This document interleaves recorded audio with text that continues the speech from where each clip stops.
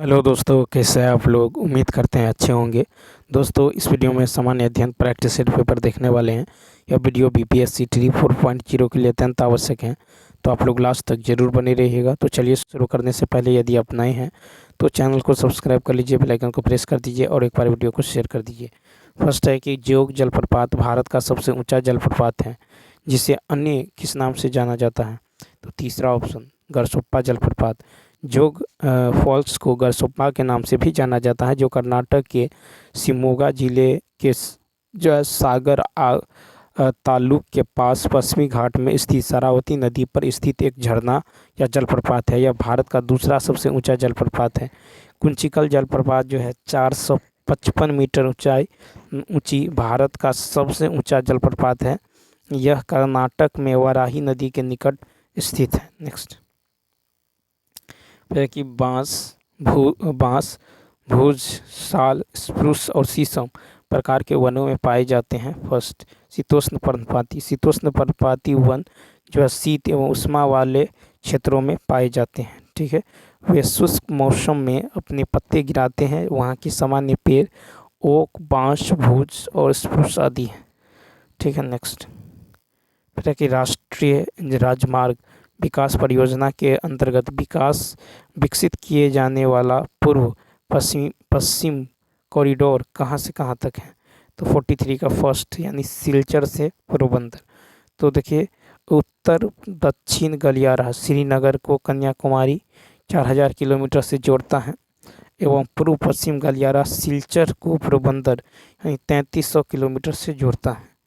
ठीक है, तो सिलचर से पोरबंदर जो है आपको, तो सिलचर से पोरबंदर यानी इसका राइट आंसर होगा फर्स्ट। नेक्स्ट देखिए 44 है कि कौशल अंग काशी और वज्जी संघ संबंधित थे। तो 44 का दूसरा ऑप्शन यानी 16 महाजनपद से। तो बौद्ध धर्म ग्रंथ अंगुत्तर निकाय एवं जैन ग्रंथ भगवती सूत्र भारत में 6ठी शताब्दी ईसा पूर्व की शुरुआत में 16 महाराज्यों या महाजनपदों का उल्लेख करता है। इसमें काशी, कौशल अंग, मगध, वज्जी, मल, चेदी, वत्स, ठीक है, पांचाल, मत्स्य, सुरसेन, ठीक है, उसका जो है अवंती, गंधार एवं कंबोज शामिल थे। नेक्स्ट 45 है कि पुलित्जर पुरस्कार किसके द्वारा प्रदान किया जाता है। 45 का तीसरा ऑप्शन यानी कोलंबिया विश्वविद्यालय न्यूयॉर्क।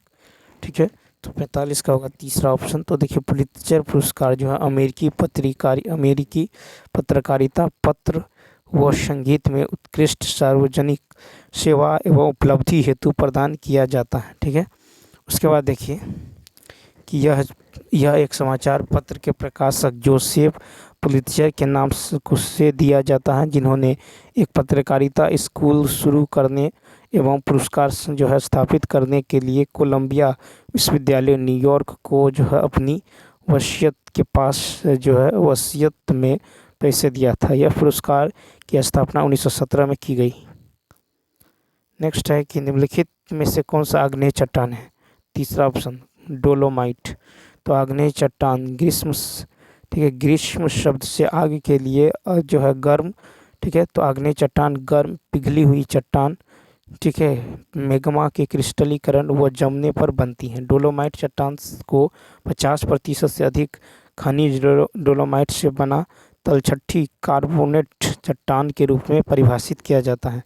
तो आग्नेय चट्टान डोलोमाइट। नेक्स्ट फिर है कि वर्ष 1919 में अखिल भारतीय खिलाफत सम्मेलन का आयोजन कहाँ किया गया। 47 का फर्स्ट दिल्ली में। तो 1919 के आरंभ में अली बंधुओं, ठीक है, यानी शौकत अली एवं मोहम्मद अली, मौलाना अबुल कलाम आज़ाद, अजमल जो है खान एवं हसरत मोहानी के नेतृत्व में अखिल भारतीय खिलाफत समिति का गठन किया गया था, क्योंकि ब्रिटिश सरकार को तुर्की के प्रति अपना दृष्टिकोण बदलने के लिए मजबूर किया गया। ठीक है, नवंबर 1919 में दिल्ली में एक अखिल भारतीय खिलाफत सम्मेलन आयोजित किया गया था एवं ब्रिटिश वस्तुओं के बहिष्कार का आह्वान किया गया था। 48 नंबर फिर है कि जोड़ों में दो हड्डियों के बीच पाए जाने वाला स्नेहक द्रव क्या कहलाता है। 48 का फर्स्ट श्लेष द्रव। तो देखिए, मानव शरीर के प्रत्येक जोड़ में श्लेष द्रव होता है। ठीक है, यह एक गाढ़ा द्रव है जो जोड़ को चिकनाई देता है एवं चलने में सहायता करता है। ठीक है, नेक्स्ट 49 है कि मिशन शक्ति संबंधित है। 49 का फर्स्ट, भारत का एंटी सैटेलाइट हथियार का प्रथम परीक्षण से।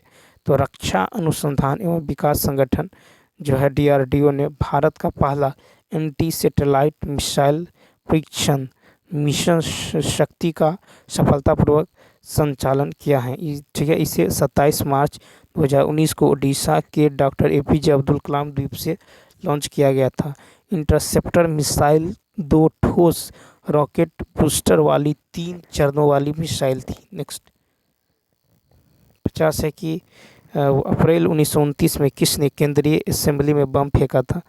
तो देखिए 50 का जो राइट आंसर होगा 50 का हो जाएगा फर्स्ट ऑप्शन, यानी बटुकेश्वर दत्त और भगत सिंह। तो 8 अप्रैल 1929 को जो है क्रांतिकारी भगत सिंह एवं बटुकेश्वर दत्त ने दिल्ली में केंद्रीय विधान सभा पर बम फेंका।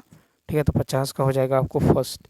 उसके बाद देखिए बम फेंकने का उद्देश्य किसी को नुकसान पहुंचाना नहीं था, बल्कि 2 दमनकारी विधेयकों सार्वजनिक सुरक्षा विधेयक एवं व्यापार विवाद विधेयक में पारित होने का विरोध करना था। ठीक है, नेक्स्ट फिर कि भारत में विधवा पुनर्विवाह अधिनियम किसने पारित किया। तो इसका राइट आंसर होगा 5। तो देखिए हिंदू विधवा पुनर्विवाह अधिनियम 1856 ने 16 जुलाई 1856 को हिंदू विधवाओं के पुनर्विवाह को भी जो है विधि मान्य कर दिया। ठीक है, उस समय भारत के गवर्नर जनरल लॉर्ड कैनिंग थे। समाज सुधारक ईश्वर चंद्र विद्यासागर के अथक प्रयासों के कारण अधिनियम को अधिनियमित किया गया था। नेक्स्ट फिर सुभाष चंद्र बोस ने स्वतंत्र भारत के लिए अंतिम सरकार का गठन कहाँ किया है। तो तीसरा ऑप्शन सिंगापुर में। 21 अक्टूबर 1843 को सुभाष चंद्र बोस ने सिंगापुर में आज़ाद हिंद यानी स्वतंत्र भारत की अंतिम सरकार के गठन की घोषणा की, जिसमें स्वयं जो है राज्य के प्रमुख प्रधानमंत्री एवं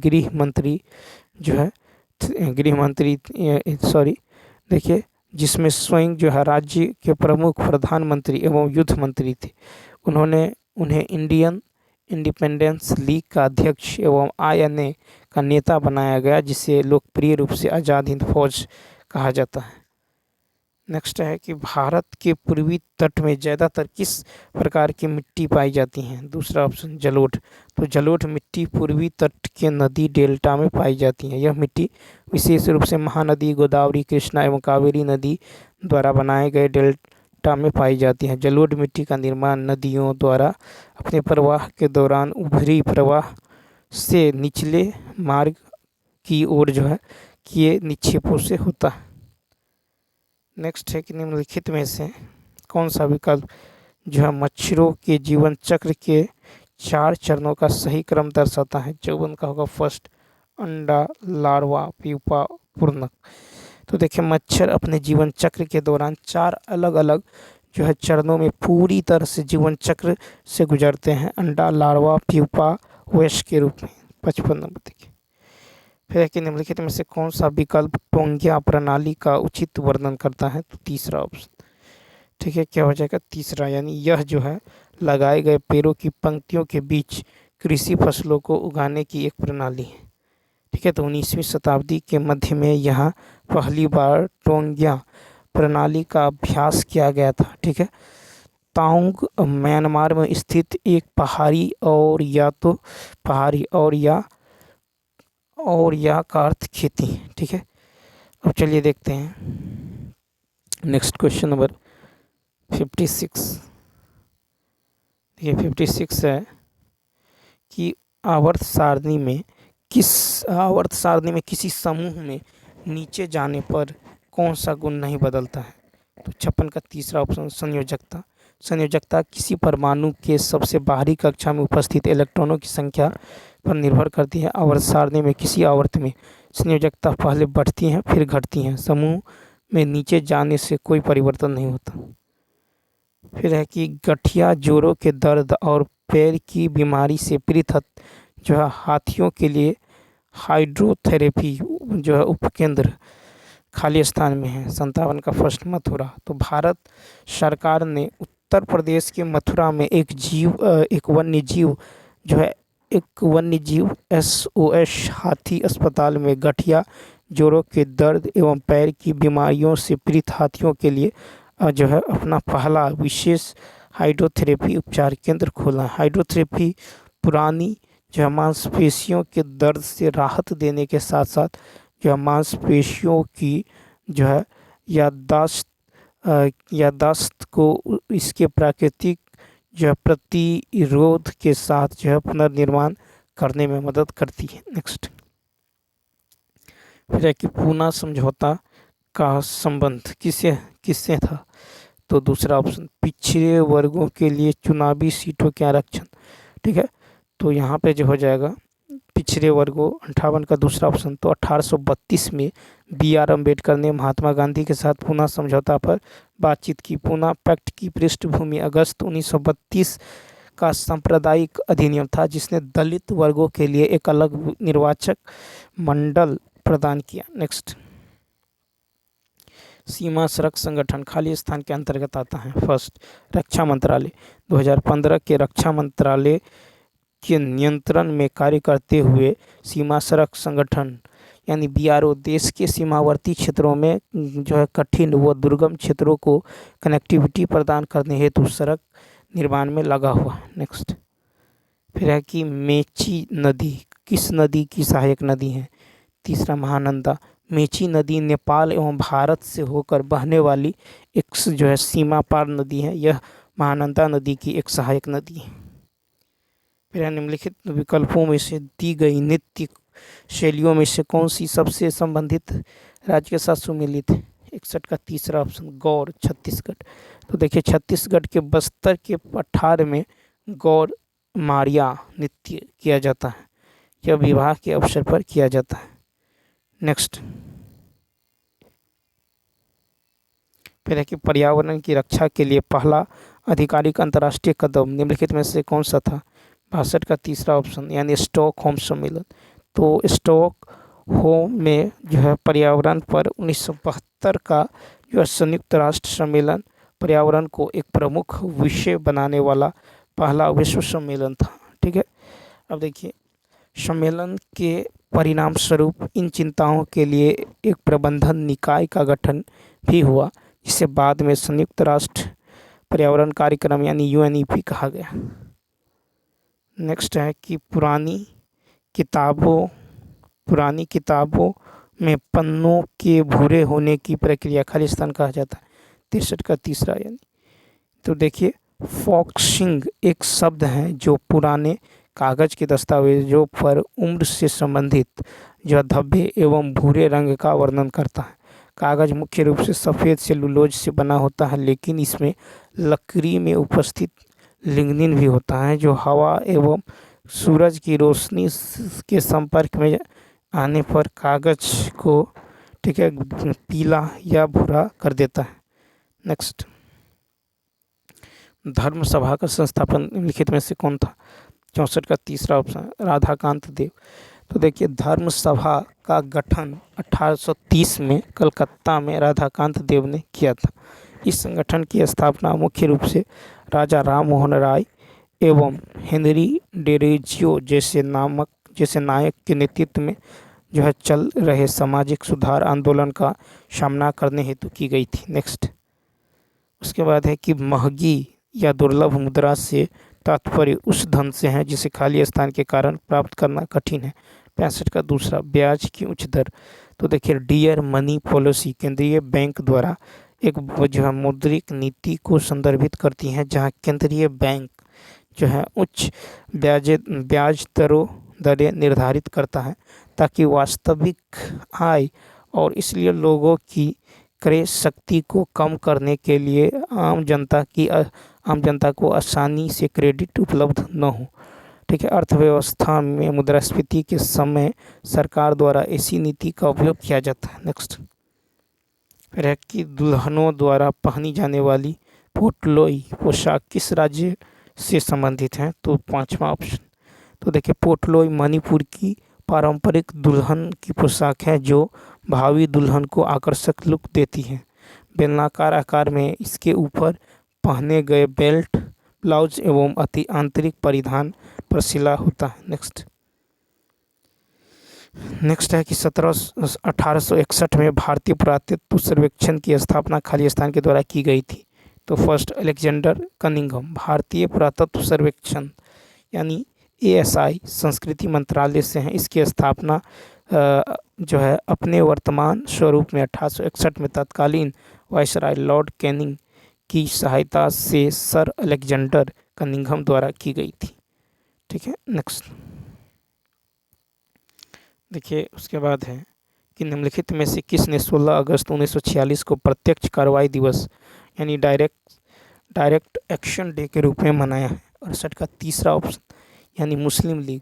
तो मुस्लिम लीग काउंसिल ने 16 अगस्त 1946 को डायरेक्ट एक्शन डे के रूप में घोषित किया ताकि अंग्रेजों के भारतीय उपमहाद्वीप छोड़ने के बाद एक अलग मुस्लिम मातृभूमि की मांग को जो है बल दे सके।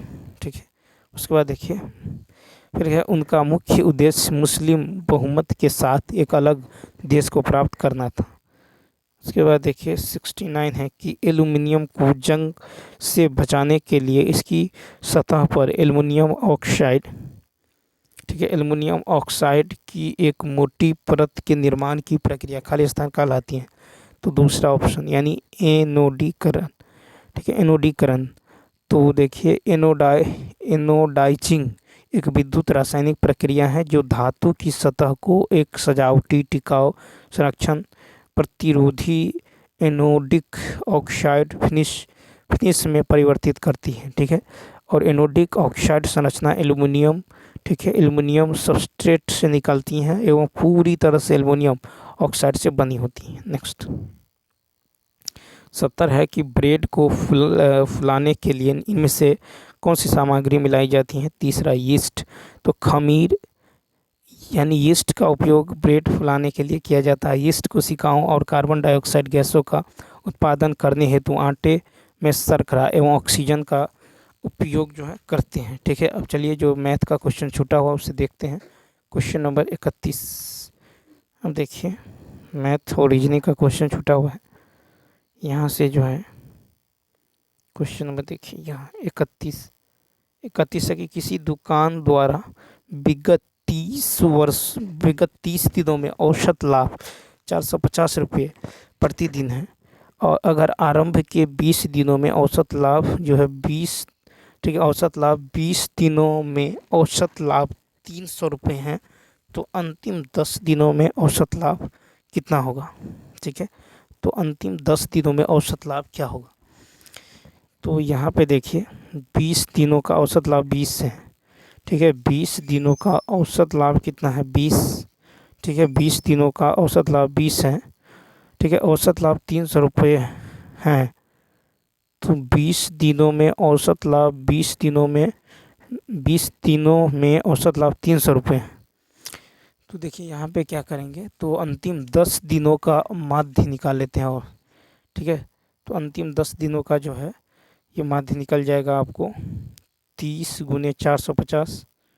ठीक है, 30 चूँकि 30 दिनों का इतना है तो 30 गुने 450 माइनस 20 गुने 300 और 20 दिनों का है 300 और बट्टा में क्या होगा? बट्टा में हो जाएगा 10।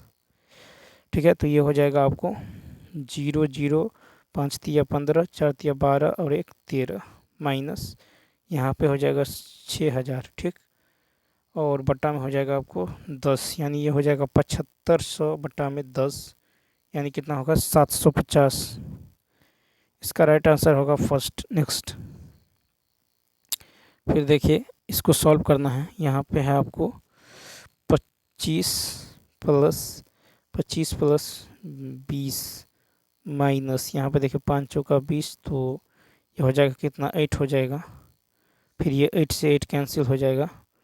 ठीक है, तो यहाँ पे जो हो जाएगा कितना होगा? सॉरी, तो यहाँ पे हो जाएगा आपको, यहाँ पे ये 8 जो है गुना में चला जाएगा। देखिए 5 चौका 20, ठीक है, 4 दूनी 8 और गुने 8 और गुने 1/16 और -8।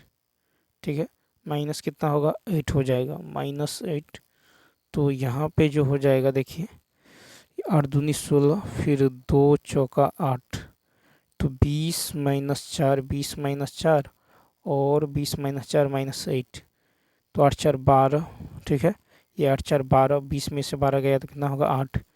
तो लास्ट में जो है कितना हो जाएगा तो 20 और यहाँ पे जो है देखिए यहाँ पे प्लस में हो बता रहा है कि प्लस में हो जाएगा यानी -8 तो 20। ठीक है, तो यहाँ पे हो जाएगा 8 दूनी 16 4 दूनी 8 दूनी 16 2 दूनी 4। ठीक है, तो यहाँ पे जो है इस तरह से है देखिए, ये है 2 2 इंटू ठीक है 2 इंटू यहाँ पे हो जाएगा 4 इंटू 8। ठीक है, 4 इंटू 8 इंटू 1/16 - 8। ठीक है, तो यहाँ पे हो जाएगा 8 दूनी 16 2 दूनी 4 यानी 2 -8 कितना होगा -6। तो माइनस माइनस क्या होगा तो 20 + 12 हो जाएगा। ठीक है, तो ये हो जाएगा 25 + 32 5 2 7 3 2 5 यानी बी ऑप्शन 57। नेक्स्ट 53 देखिए कि जब पानी बर्फ़ के रूप में परिवर्तित हो जाता है तो उसका आयतन 10% बढ़ जाता है। अगर बर्फ़ पानी के रूप में बदल जाता है तो उसका आयतन में कितने प्रतिशत की कमी होगी। तो देखिए यहाँ पे 10% बढ़ रहा है तो 100 + 10 कर देंगे, 110 × 100 कर दीजिए। ठीक है, 1 0 से 1 0 कट जाएगा, 100 बट्टा कितना होगा 11 यानी तीसरा ऑप्शन। तो 33 का क्या होगा तीसरा ऑप्शन क्या होगा राइट होगा। नेक्स्ट क्वेश्चन नंबर देखिए, फिर है कि ए किसी कार्य को 16 दिनों में कर सकता है, बी उस काम को ए द्वारा किए गए समय का 1/4 दिनों में जो है 1/4 समय में ही पूरा कर लेता है। तो बी जो है ए द्वारा किया गया तो 16 का 1/4 कितना होगा 4 दिनों में। ए करता है 16 बी करता है 4। ठीक है, तो कहता है कि एक साथ मिलकर काम करेगा तो 16 × 4 नीचे में 16 + 4 कितना होगा 20 तो 4 5 20 यानी 16 बट्टा कितना हो जाएगा तो यहाँ पे 16/5 होगा। 16 बट्टा कितना होगा 5। तो कहता है कि वे उस काम का कितना हिस्सा का बात होगा तो 5 बट्टा कितना होगा 16। ठीक है, तो कहता है कितना हिस्सा, तो हिस्सा का यदि बात होगा तो कितना होगा 5/16 यानी इसका जो राइट आंसर होगा ये हो जाएगा तीसरा ऑप्शन। नेक्स्ट देखिए, फिर कहता है 35 को सरल करना है। तो इस तरह से जो है आप यदि देखें इसको तो ये क्या हो जाएगा 1/√2 - 1/√2 + √1। ठीक है, प्लस जो है तो यहाँ पे हम क्या करते हैं 1/√2 प्लस जो है इसको 1 लिख सकते हैं। ठीक है, या फिर √1 तो इसको परमेकरण करते हैं √2 - √1 बट्टा में √2 - √1। ठीक है, इसको भी यहाँ भी करेंगे √3 + √3 - √2 से नीचे में √3 - √2। तो यहाँ पे जो होगा √2 - 1 ये हो जाएगा 2 - 1 बराबर कितना 1। ठीक है, तो इसके जगह हम लिख सकते हैं √2 - 1 प्लस इसके जगह √3 - √2 इसके जगह लिख सकते हैं √4। ठीक है, √4 - √3। ठीक है, इसी तरह होते होते क्या हो जाएगा यहाँ पे √100 - √99। ठीक, तो यहाँ पे आप गौर करें तो देखिए ये इससे कट जाएगा। ठीक है, ये इससे कट जाएगा, ये इससे कट जाएगा। ठीक है, तो शुरू में कट रहा है तो इसी प्रकार जो है ये लास्ट में भी कट जाएगा। तो बचेगा क्या -1 शुरू में कटता है लास्ट में भी कट जाएगा। फिर देखिए शुरू जो है फर्स्ट में सेकंड में बच जाता है तो इसी प्रकार लास्ट में सेकंड में बच जाएगा। तो -1 + √100 यानी 100 का होगा 10 - 1 कितना होगा 9 यानी 35 का क्या होगा तो तीसरा ऑप्शन हो जाएगा 35 का तीसरा। नेक्स्ट देखिए 36 है कि एक रेलगाड़ी प्लेटफॉर्म पर मौजूद एक व्यक्ति को जो है 10 सेकंड में पार करती है और 250 मीटर लंबे प्लेटफॉर्म को 20 सेकंड में। तो कहता है रेलगाड़ी की लंबाई क्या है। तो यहाँ पे देखिए एक जो है रेलगाड़ी प्लेटफॉर्म पर मौजूद एक व्यक्ति को 10 सेकंड में पार करती है। ठीक है, तो एक रेलगाड़ी 10 सेकंड में पार करती है। फिर कहता है कि 250 मीटर लंबे प्लेटफॉर्म को जो है ये 20 सेकंड में पार करती है। ठीक है, तो रेलगाड़ी जो है अपनी लंबाई को जो है 10 सेकेंड में पार करती हैं। ठीक है, तो यहाँ पे जो चाल बराबर क्या होगा, चाल बराबर होगा दूरी बट्टा समय। समय कितना है तो 10, तो बट्टा में 10। ठीक है, तो रेलगाड़ी की यदि आप लंबाई को x मानेगा तो x बट्टा 10 हो जाएगा मीटर पर सेकेंड। ठीक, अब देखिए ये कहता है कि इतना मीटर लंबे प्लेटफॉर्म को, तो 260 प्लस x, इतना मीटर लंबे प्लेटफॉर्म को जो है ये 20 सेकेंड में पार करती हैं। चाल कितना है तो x बट्टा 10 बराबर 20। ठीक है, 20 इसको सॉल्व करेंगे तो यहाँ से x का मान निकल जाएगा आपको कितना 260। x का मान निकल जाएगा 260, तो इसीलिए इसका राइट आंसर हो जाएगा आपको जो है 5 ऑप्शन। नेक्स्ट फिर देखिए यहाँ पे है क्वेश्चन मार्क की जगह क्या आने वाला है, तो 33 को लिखा गया 33 प्लस 5, 38 प्लस 5, इसी प्रकार 43 प्लस 5, इसमें भी प्लस 5 करेंगे तो कितना होगा 91 हो जाएगा। ठीक है, तो यहाँ पे सॉरी, तो देखिए यहाँ पे क्या हो रहा है, यानी 33 प्लस 5 फिर 38 प्लस 5, उसके बाद जो है यहाँ पे फिर 11 ऐड कर रहा है। ठीक है, फिर यहाँ पे 11 ऐड किया गया है। फिर देखिए यहाँ पे 65 प्लस 5 फिर 75, फिर यहाँ पे 11 ऐड किया गया, फिर 11 ऐड करेंगे तो 6 के साथ 8 97 हो जाएगा, ए ऑप्शन। नेक्स्ट देखिए एक जो है कार किसी यात्रा को 18 घंटे में पूरा करती है।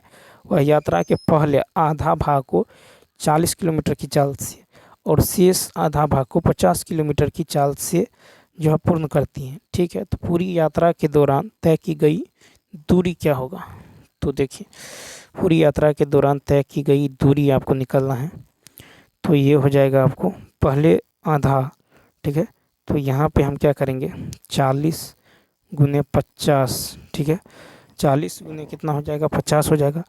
और जो है कहता है कि एक कार जो है 18 किलो इतना जो है चलने के बाद शेष इतना चाल से पूर्ण करती हैं पूरी यात्रा के दौरान चली गई दूरी। ठीक है, तो यहाँ पे हम क्या करेंगे, तो 40 प्लस 50 यदि कीजिएगा तो यहाँ पे कितना होगा 90 हो जाएगा। ठीक है, और यहाँ पे समय कितना है 18। ठीक है, तो 4 गुने समय, तो 18 पंचे 90। ठीक है, और ये 5 से कट जाएगा तो 5 दाइन 50, यानी कितना होगा 400 हो जाएगा। तो x का मान यहाँ से कितना निकल जाएगा तो 400। लेकिन देखिए हमको यात्रा की करा है कि पूरी, यानी पूरी यात्रा के दौरान तय की गई दूरी निकालना है, पूरी यात्रा के दौरान तय की गई दूरी। तो देखिए यहाँ पे ये इसका दोगुना हो जाएगा। ठीक है, 2 इंटू 400 यानी कितना होगा 800। ठीक है, तो 800 किलोमीटर क्या करें हैं तो औसत चाल निकाल दिया। औसत चाल होता है 2xy बट्टा x प्लस वाई। ठीक है, तो औसत चाल गुने दूरी बराबर क्या होता है औसत चाल गुने समय गुने टाइम। तो इसीलिए यहाँ पे यदि आप 2 गुने 18 गुने 40 करेंगे बट्टा में 18 प्लस 40 और गुने कितना होगा 18, ये हो जाएगा कितना तो 58। सॉरी यहाँ पे 40 50 से 50, तो 50 40 यहाँ 90 हो जाएगा। 18 पंचे 90, 5 अट्ठे 40। ठीक है, तो 8 दूनी 16 पंचे 80, 800। ठीक, अब देखिए इसको दूसरे मेथड से भी आप बना सकते हैं। मान लीजिए कि माना कि यात्रा की कुल दूरी 2x है। ठीक, तो आधा दूरी को 40 किलोमीटर प्रति घंटा की रफ्तार से, फिर आधा दूरी को 50 किलोमीटर प्रति घंटा की रफ्तार से, तो इसको समय लगता है 18। ठीक है, समय कितना लगता है 18 घंटा। अब इसको सॉल्व करेंगे तो x का मान यहाँ से 400 निकल जाएगा, तो टोटल दूरी का रहा है तो 4 गुने 2 800। तो इसको ऐसे भी बना सकते हैं, तो इसका राइट आंसर हो जाएगा 5। नेक्स्ट देखिए कहता किसी भवन में 24 बेलनाकार खंभे हैं, प्रत्येक खंभे की त्रिज्या 28 सेंटीमीटर है और ऊंचाई 4 मीटर है। ठीक, तो कहता 8 रुपये प्रति मीटर स्क्वायर की दर से उन पर सभी खंभों के वक्र पृष्ठीय क्षेत्र रंगाई का खर्च। तो देखिए यहाँ पे तो वक्र पृष्ठ क्षेत्रफल क्या होगा 2 pi r, 2 pi r h, 2 pi r और एच कितना है तो 4, 7 चौक 28, टोटल 24 में लाकर खंभा है तो 24 से गुना कर दीजिए। ठीक है, फिर इसको 8 से गुना करना होगा क्योंकि ये सेंटीमीटर में है। ठीक है, इसको मीटर में कन्वर्ट करेंगे तो बट्टा में 100 रखेंगे। ठीक। मीटर में कन्वर्ट करेंगे तो बट्टा में 100 रख देते हैं, ठीक। तो यहाँ पे देखिए ये हो जाएगा 2πRH, ठीक है। तो बट्टा में यदि 100 है तो ये हो जाएगा, आपको काटेंगे या फिर ऐसे ही रहने दें तो कितना होगा, 22 दूनी 44, 44 चौका होगा, 4 चौका 16, 4 चौका 16 117। फिर इसको 4 से गुना कीजिए, 6 चौक कितना होगा 24, 7 चौक 28 तो 30, 4 3 7। फिर इसको जो है 24 से गुना करना होगा, 24 चौका कितना होता है 96, ठीक है। और 7 चौक 28, 7 चौक 28, 7 14 और 2 16, यानी ये हो जाएगा कितना, तो ये हो जाएगा 168.96, 168.96, ठीक है। उसके बाद देखिए, उसके बाद क्या करना है, इसको फिर जो है आपको 8 से गुना करेंगे तो 8 छक 48, केरी 4, 9 अट्ठे 72, 4 76 हासिल 7, 8 8 64 और 7 4 11 71 हासिल 7, ठीक है। फिर 8 छक 48 और 7 8 7 15 हासिल कितना बचा 5, ठीक है। और देखिए 1 अट्ठे 8 5 13, ठीक है। तो ये जो हो जाएगा इसका 1351.68, यानी इसका राइट आंसर क्या होगा, तीसरा ऑप्शन। नेक्स्ट देखिए 40 नंबर है कि एक संख्या जो है 11 और 12 के घनों के बीच स्थित है, 11 और 12 के घन के बीच, ठीक है। यदि वह संख्या 80 और 6 की दोगुनी संख्या से विभाज्य है, 80 और 6 की दोगुनी, 11 और 12 के घन, तो 11 का घन कितना होगा 1331, 12 का घन कितना होगा 1728, ठीक है, 1728 होगा। अब इन दोनों के बीच में स्थित है, ठीक है। कहता वह संख्या 80 और 6 की दोगुनी संख्याओं से विभाज्य है, ठीक है।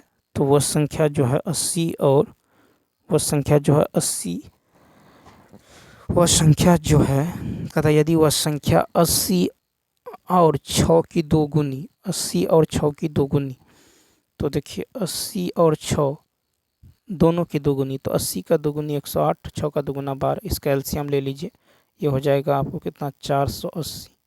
इस 480 तो अभिष्ट संख्या होगा 480 के हो जाएगा, कितना होगा 480 के, ठीक। अब देखिए 480 के जगह यदि 3 रखिएगा तो 480 गुने 3, 0 8 3 24, 4 3 12 13 14, कितना होगा 1440। अब देखिए इन दोनों के बीच में है कि नहीं, 1331 और 1728 के बीच में, तो है इसका राइट आंसर हो जाएगा आपको 5 ऑप्शन हो जाएगा, ठीक है।